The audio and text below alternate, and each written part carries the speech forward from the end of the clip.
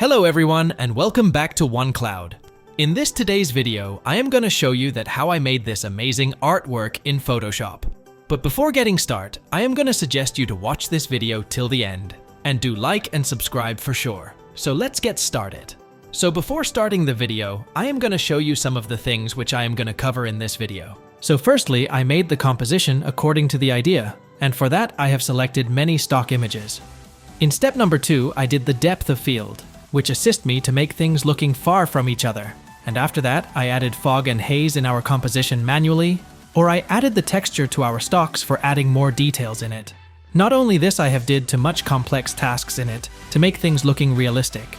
So please, I strongly suggested you to watch it till the end, because it will give you a lot of knowledge for sure. So let's get started.